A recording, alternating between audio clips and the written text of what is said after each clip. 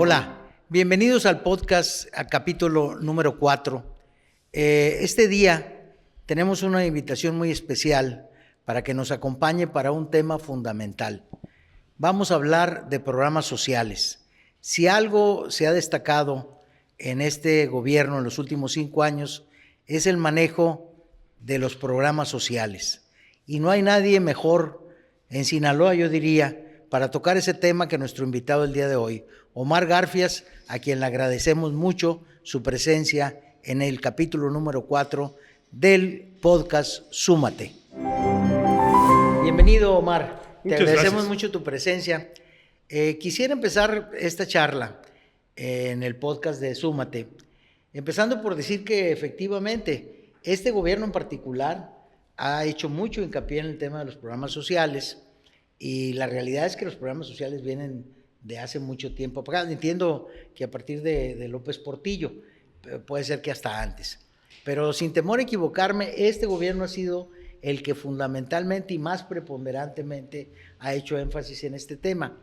En las épocas que estamos, en temas electorales, yo quisiera empezar por decirte, ha sido fundamental este tema para lograr una mayor participación ciudadana, una mayor afluencia a los votos. ¿Hay o no un interés particular de este gobierno en, con los programas sociales, incentivar el voto para su gobierno o para su color? Eso sí empezaría yo la plática. Insisto en agradecerte a ti, Raúl, y a la organización Súmate, que me hayan invitado. Me parece que el trabajo que están haciendo ustedes es muy importante en estos momentos, pero además para el esquema de poder tener una participación ciudadana es básico. Déjame notarte un resumen rápido y luego vamos desglosando temas. Yo diría que estos programas sociales no han sido primero para los pobres. No han funcionado además para abatir la pobreza. Han sido manejados con mucha corrupción. Han tenido un trabajo alejado de las necesidades de la población, con un esquema de intermediarios electorales que son los servidores de la nación, y finalmente como un lema de gobierno, como bien lo señalas, que no ha tenido base. Déjenme empezar por el primer punto. No han sido primero los pobres. Con las propias estadísticas del gobierno federal. El programa central, que es el programa de pensión para adultos mayores, era un programa que ya venía dándose desde a nivel federal, desde la administración de Vicente Fox, y a nivel locales desde el López Obrador. Tenía un límite, era para las personas que no tenían pensión ni del ISSSTE, ni del IMSS, ni del Ejército, ni tampoco un sistema de pensión privado. Era, ahí sí, para los que más lo necesitaban. ¿Qué hizo el gobierno del presidente López Obrador? Dárselo también a los que ya tenían una pensión. Y dárselo además en las mismas condiciones. Entonces déjame ejemplificarte. El señor Anatolio de Choix, que trabajó toda su vida como campesino y por lo tanto nunca tuvo un sistema de seguridad social, hoy no tiene pensión. El señor tiene 79 años. Solamente recibe el programa social que ya lo venía recibiendo antes, y hoy recibe 3,000 pesos. Bueno, mientras que el gobernador Rubén Rocha, que tiene una pensión del ISSSTE, que tiene una pensión de la UAS, que tiene además un sueldo como gobernador, recibe la misma cantidad del señor Anatolio. Entonces, no son primero los pobres. Entonces, las personas que están en el decil más, los que más ganan en este país, solamente recibían el 2% de todo el presupuesto.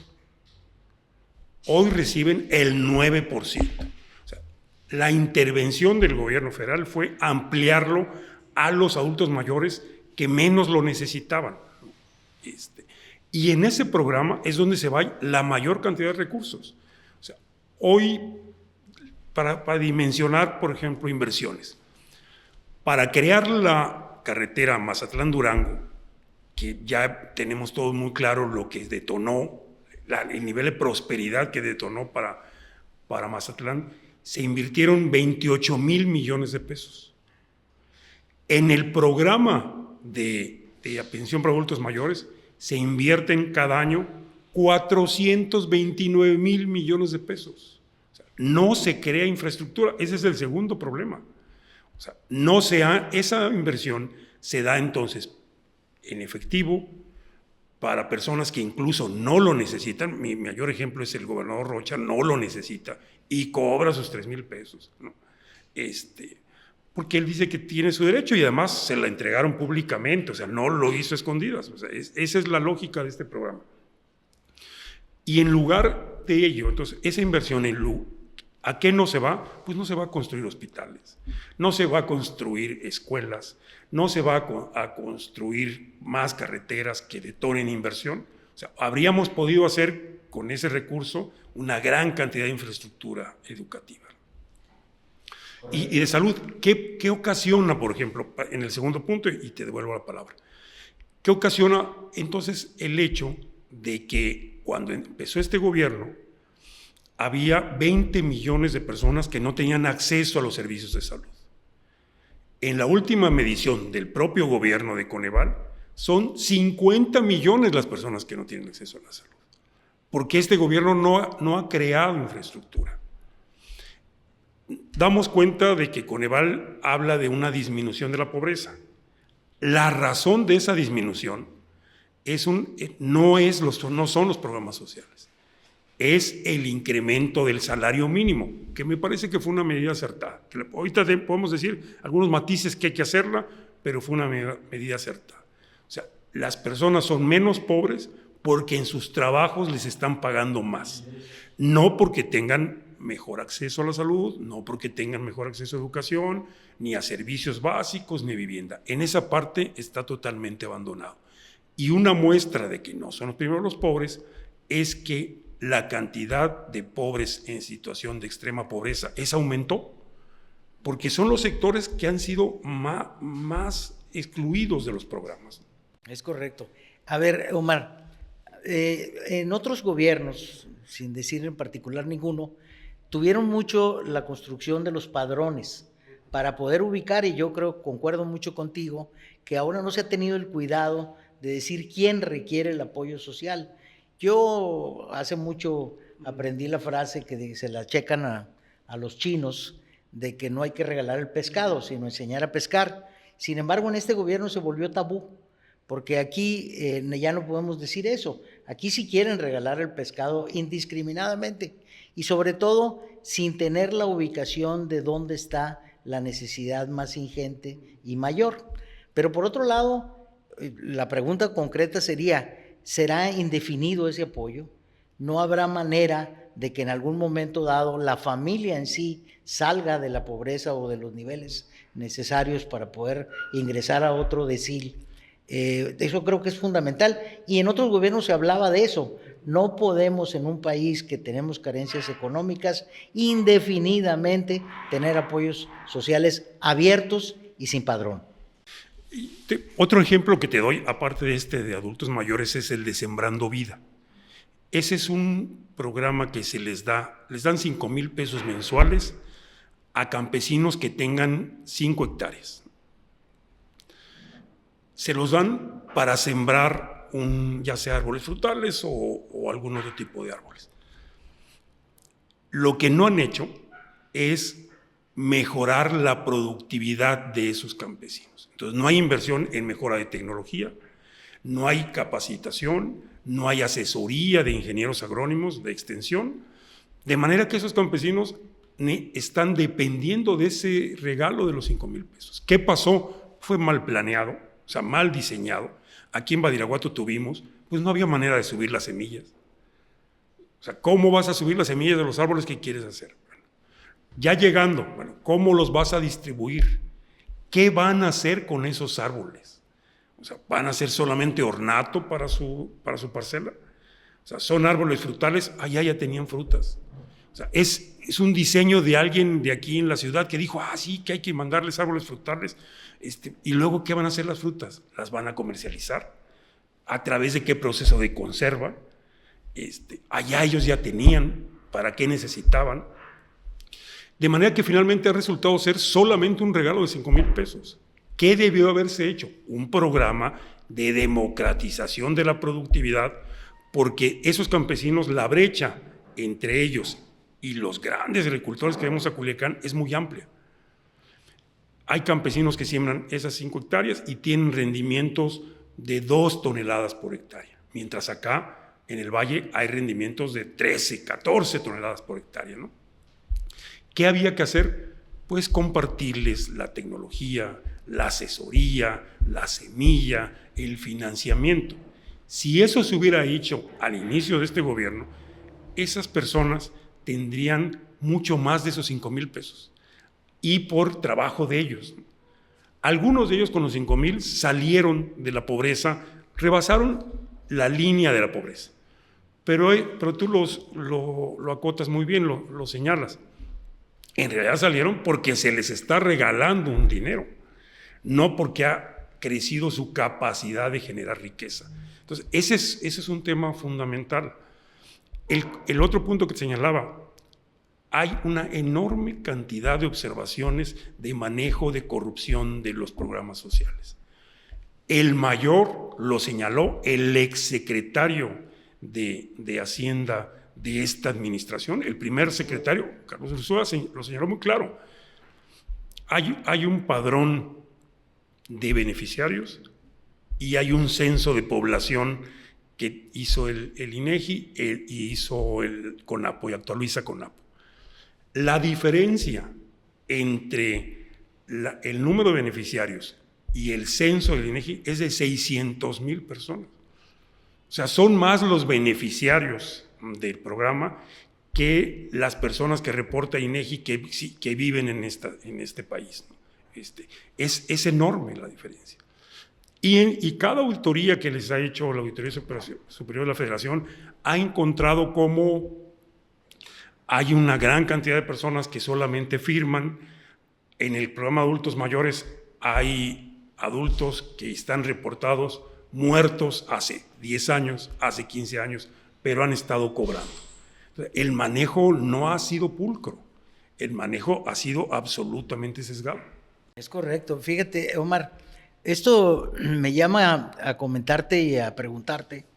Se convirtió de repente el tema de los programas sociales como en un gran estandarte de campaña, lamentablemente de todos los partidos. Y digo lamentable porque creo que aquí falta un ingrediente fundamental. Ya nos hemos dado cuenta que todos los fonditos de ahorro que tenía el gobierno se acabaron. Y en gran parte yo considero que es por parte del reparto indiscriminado de los programas sociales. Pero la pregunta aquí fundamentalmente es hacia adelante. La oferta política es de dónde van a salir los dineros para poder cubrir tanto programa social que se está promocionando en época electoral. Claro. Déjame iniciar por la primera parte de tu pregunta. Ahí me parece que Xóchitl Gálvez tiene un gran acierto. Es importante reconocer que este país tenía una gran deuda con la población. O sea, mientras somos una economía dentro de las 10 más importantes, al mismo tiempo tenemos una gran población en situación de pobreza. Eso creo que supo leerlo muy bien el López Obrador y hablarle a esa gran cantidad de personas que veían cómo la economía avanzaba, venía nueva tecnología, había globalización, había empresas que comercian al exterior, que exportan, y que las oportunidades eran cada vez más por la innovación tecnológica, todas estas cosas que hemos visto. Y cómo también estaban excluidos. Me parece que entonces es un acierto de Xóchitl Gálvez decir que el centro de cualquier política para México tiene que tener a la pobreza y a los programas sociales como un eje, ¿no? Deja hacer una especie de autocrítica creo que a veces en esta posición de alternativa a Morena, a veces nos equivocamos cuando decimos, hay quienes quieren vivir del gobierno. No, la gente pobre quiere salir adelante. Lo que no pasa es que no ha tenido oportunidades. Y eso sí, en cuanto llegó alguien y les vendió que ellos lo amaban al pueblo y se vieron que estaban en el centro de ese discurso, pues entonces sí, fueron hacia él, ¿no? Pero eso significa que Xóchitl acierta cuando dice, bueno, en este nuevo gobierno también lo habrá. ¿Qué tendrá que haber? Una política y unos programas sociales mucho más eficientes, ¿no? O sea, ¿qué significaría? Invertir primero lo que ya se tiene, invertirlo mejor. O sea, ayudar de mejor manera a las personas que lo necesitan. Ayudar más al señor Anatolio y menos a Rubén Rocha. Y ver cómo los que ya tienen pensiones, podemos decirles, oiga, ustedes cedan su pensión porque es un monto importante. Tendrán derecho, pero no a cantidades igual, ¿no? El señor Anatolio no sale de la pobreza con los 3,000 pesos. Y en cambio, al gobernador, los 3,000 pesos le servirán quizás para comprarse una botella de vino en algún momento, una cosa de ese tipo. Entonces, ¿qué tenemos que hacer? Eficientar, complementar los programas de adultos mayores con los servicios de medicinas, con los servicios de ayuda dental, que son de las cosas que necesitan, con un sistema de cuidados. O sea, hoy el adulto mayor estamos en esta generación donde tuvo 2 o 3 hijos y los hijos ya están fuera, no tiene quien lo cuide. Pues tiene que haber un sistema de cuidados. ¿Cómo financiarlo? Pues hay que financiarlo sanamente, ¿no? ¿Qué tiene que haber? Tenemos que buscar fuentes de financiamiento que no comprometan el funcionamiento del Estado. O sea, el gobierno necesita al mismo tiempo de ayudar a estas cosas, crearle a esas personas los hospitales, las escuelas que necesitan, las carreteras, y entonces tenemos que ir avanzando allá.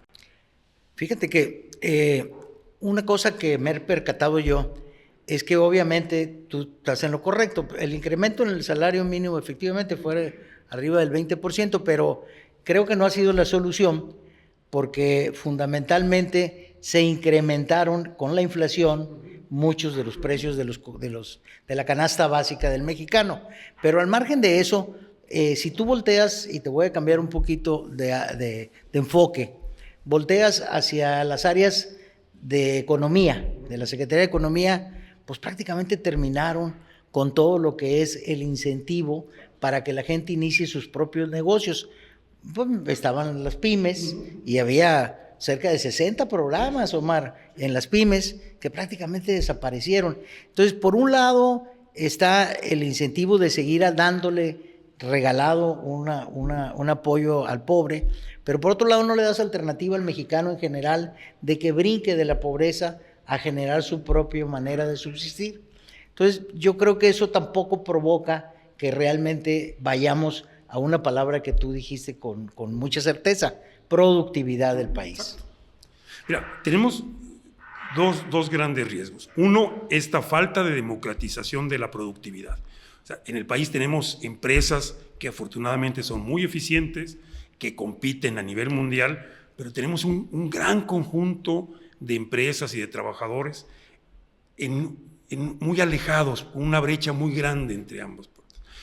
A mí me parece que el aumento del salario mínimo es acertado en el sentido de que ya había un gran rezago que implicaba que el que trabajaba era pobre. Ese es un principio básico. O sea, en una sociedad el que trabaja no debe ser pobre, porque si dices, voy 8 horas, trabajas, pero de todos modos al final no me alcanza, pues no está bien. Entonces sí había un rezago. El gran peligro es que no se aumente la productividad de las empresas. O sea, teníamos muchas empresas que su ganancia era que pagaban muy poquito. Eso está mal. Bueno, pero ahora tienes que ayudar a esas empresas.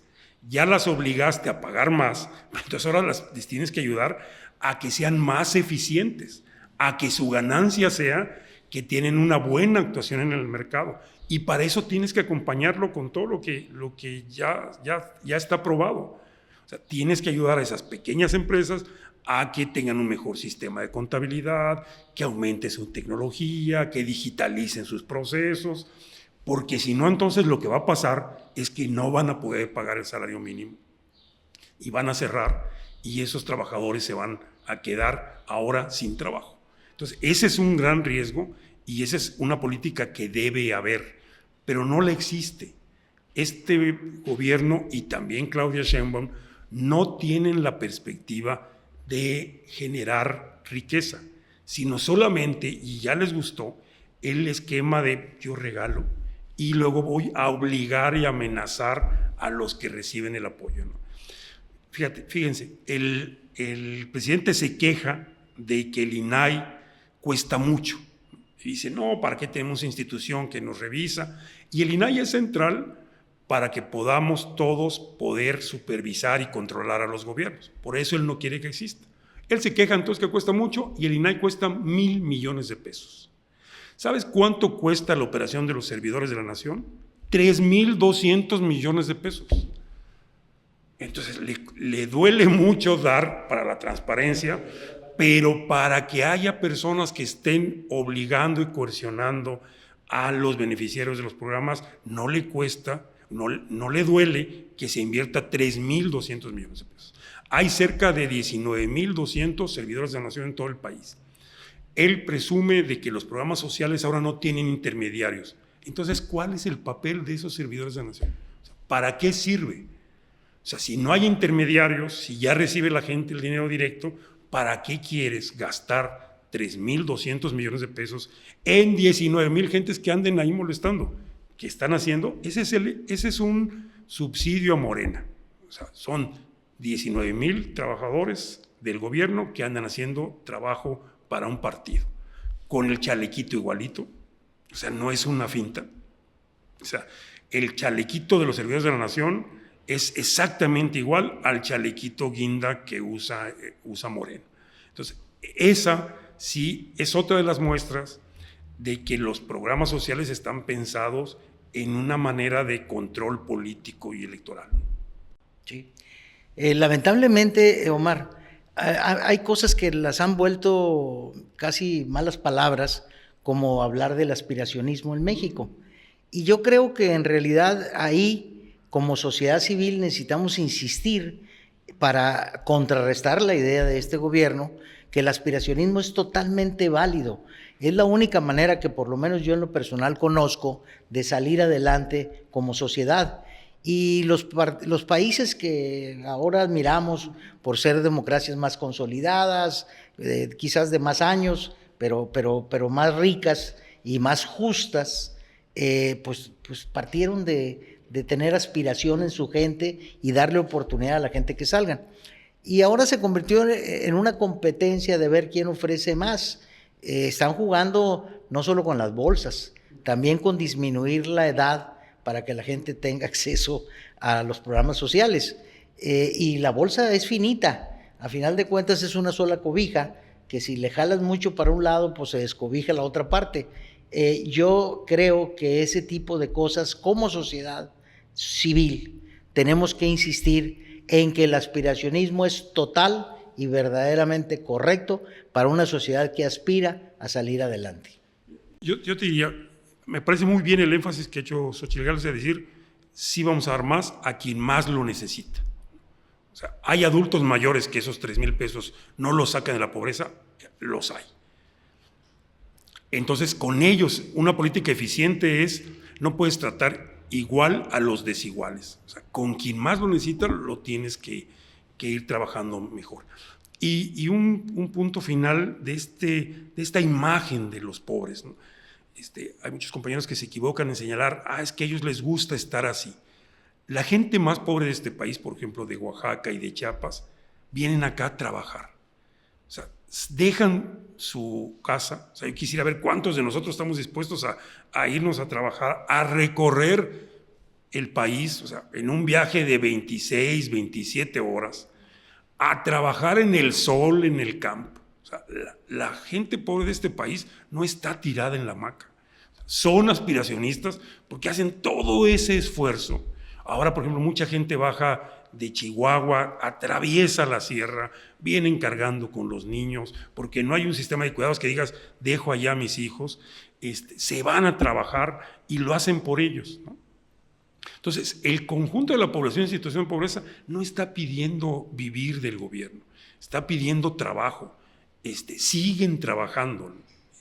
¿Qué tiene que haber? Una política para aprovechar todo ese esfuerzo y una política que les garantice un piso básico de acceso a la salud. ¿Para qué? Pues para que tus niños no se te mueran.